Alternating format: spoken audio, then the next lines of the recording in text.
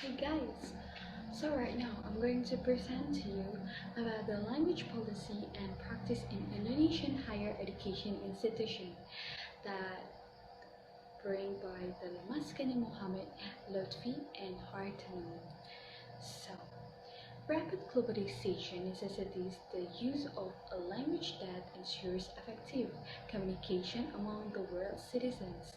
In Southeast Asia, where the different countries are tremendously rich in culture and historical diversity, the variety of mother tongues in the region dictates a need for a common language.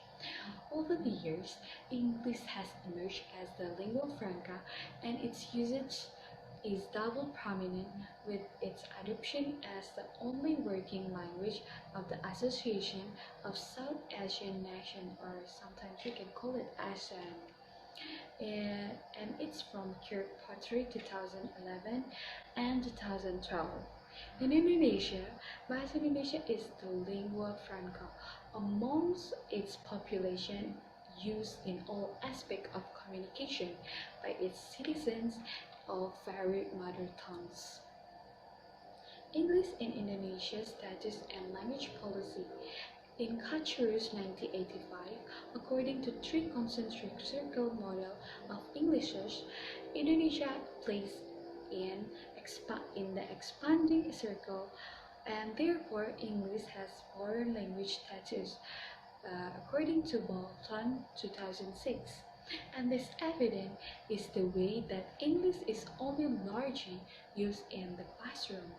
Indonesia's national language policy has indisputably been effective in uniting the vast nation, creating a strong national identity and promoting education and literacy. Indonesia has yet to have language which enables it to engage more effectively on world stage. This limitation can be overcome with improved foreign language education without necessitating sacrifices on the impressive achievement of Indonesia's national language policy, and it's according from POW 2009. English language proficiency teachers training programs Indonesian students abroad.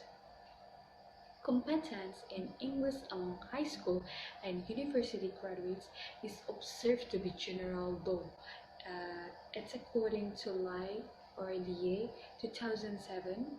What the world study on challenges faced by teachers of English in ASEAN countries indicates that while their roles in and their responsibility are undoubtedly very important, as they provide access for their students to ASEAN region and the world. Indonesian teachers have lower skill level compared to the teachers from outside the country, such as Philippines, Brunei Darussalam. It's also found that all teachers from ASEAN countries strongly felt the need to study English further, and Indonesian teachers felt the need the most. From Nguyen 2011. Research on Thai, Vietnamese, and Indonesian students studying in Australia also relevant to the current investigation. The students, of which approximately 20,000 were Indonesians, had to go through preparatory English courses prior to starting their degree programs. So, the objective study, which with the background issue previously erased and finding reported in the above-mentioned studies, the study aims and examine how they are reflective of Indonesian and institutional language policy. First, to identify English language requirements for English education studies and English literature programs in selected university in Central Java.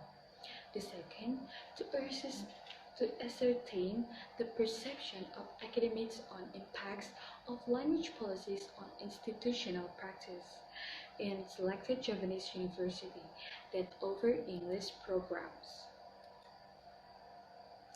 And after the objective study, now we're going to the research question. So the first research question is how are the English language requirements for English programs in Japanese universities, or HEIs, or higher education institutions, a reflection of Indonesian language policy. The second, what do academics perceive as impacts of language policy on institutional practices of selected Japanese HEIs running English programs? And I used the research methodology from the Mohammed that they study primarily involved descriptive analysis of data from interviews. So they use the descriptive analysis. Data were collated from academics from 5 universities of different backgrounds in Central Java. The varying backgrounds ensure that the data, as much as possible, are reflective of the types of university in Central Java. All universities of both or one of the following undergraduate degrees: English Education Studies and English Literature. The universities consist of one state and 4 private ones, and of the 4 private universities, 3 have religious orientation, while one an institution specializing in academics and entrepreneurship programs. The first, to a program that trains undergraduates to become language teachers or instructors. In this study, English programs refer to both above mentioned first degree programs. English major refer to undergraduate students of the university who are enrolled in English programs. Second, English literature programs in Central Java would entail students enrolling in both literature and linguistic courses. The instruments used in collecting data was semi-structured interview protocol. Each academic participated in one-on-one interview that took place between 20 to 14 minutes, resulting in rich transcribed data more than 63,000 words. Wow, that's really much. So the participant or the respondent, name of the participant and their institutional affiliations are kept anonymous in keeping the ethical conduct in administering research from Creswell 2014. Data were collected from 23 academics who taught a combination of subjects from the field of linguistics, literature, pedagogy, and English proficiency. They were experienced academics who had been teaching for over 5 years, with the most experience having taught for 42 years. 17 of the participants were academics holding administrative positions. 17 of the academics were master degrees holders, while 4 possessed doctoral degrees.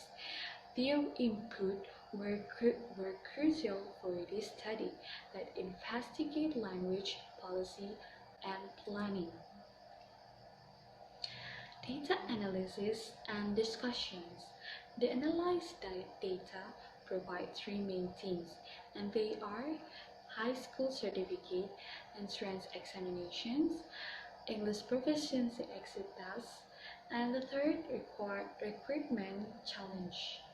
English programs, language requirements, and how they reflect Indonesian language policy.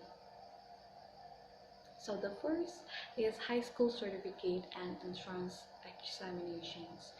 In all 5 universities are required to pass senior high school, and this annual national level assessment is carried out across the country. To apply, students need to pass high school. There is general test upon entrance, but not specifically on English. Academics were also asked about their institution's plans to have specific entrance tests for English program applications. The second, English proficiency exit test. Universities in Indonesia make autonomous decisions on their language policy. The university envisioned becoming world-class educational institution from Royono and Rawidiati 2013, and so English has become increasingly important. It's included in the curriculum. All five universities request students to sit for an institutionalized English proficiency test at graduation point. This test is modeled after the test of English as a foreign language, or sometimes we can call it TOEFL. Yeah, we all know that, right? And the required score for pass differs slightly from one institution to another. Yeah, of course. The five universities require minimum score of either 40, 400, 450 and 500 for graduating English majors. The test results need to be available prior to the evaluation of students' undergraduate thesis, referred to as CREPC. Some participants, like I mentioned, opine that students face difficulty in fulfilling their requirements when the cutoff point for passing the test is rather high. And the third, recruitment challenge. There is state university and private university. Related to English program enrollment in the minimal university entry requirement is the public-private university conundrum, where state universities are essentially favored.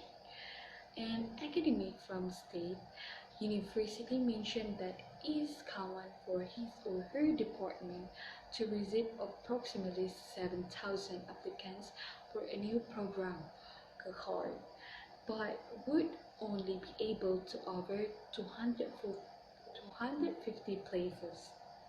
The state universities are favored essentially due to the government funding, which naturally means easier access to infrastructure, teaching and learning resources, and etc. The private university, on the contrary, funding for private university depends very much on fee-paying students. With the general preference for state university, private university often have to accept applicants who have been filtered out by the former, and as a consequence, do not have the luxury of choosing students who are highly proficient in English. So, the impacts of language policy, institutional practice of university offering English programs. There is three: communication skill, use of the mother tongue and national language, and third, studying abroad. Analyze interview data for impacts that academics perceive to have resulted from language policy that can be divided into three. The first area of concern is English major skills to have communicate. The second, the use of the mother tongue in class, and the third, the problem in furthering studies abroad. So the first, from the study by Fuziati 2011 and Lia 2007 and Frisky 2013, the academics generally express difficulties in teaching the students because English is the third language after Japanese and Indonesian, or Bahasa. To conclude from the participants' observation that the English majors face problems in demonstrating their language skills, they also have difficulty in mastering grammar and also writing. The second, use of the mother tongue and national language. The most important source of English language input in a foreign language environment is the teachers and lecturers. Nevertheless, similar to the findings of Zacharias 2003, in all interviewed academics agreed that they cannot possibly use English in its entire class. Switching to Japanese or Indonesia is a necessity that would avoid students from not understanding course content. The third is studying abroad.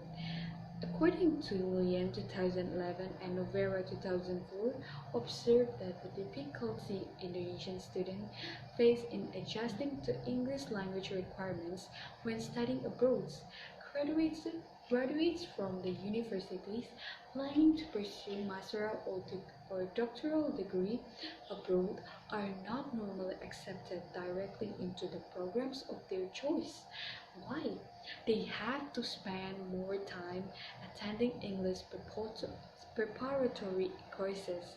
The delay in enrolling into graduate programs will not only have the potential to create anxiety, but also will add the financial burden, among other myriad of possible problems to the student. So the conclusion. This study is concerned with the language policy of Indonesia, the teaching of English in schools, and its perceived impacts of English language literature and English education studies programs in selected universities in Java, in Central Java. Analyzed interview of academics established that the pass in high school certificate is the requirements for students applying for their English programs. The findings also indicate that the university have English language graduation requirements in place for their English major. An essential way of helping English major to perform better in their programs that require mastery of the language is to change relevant policy.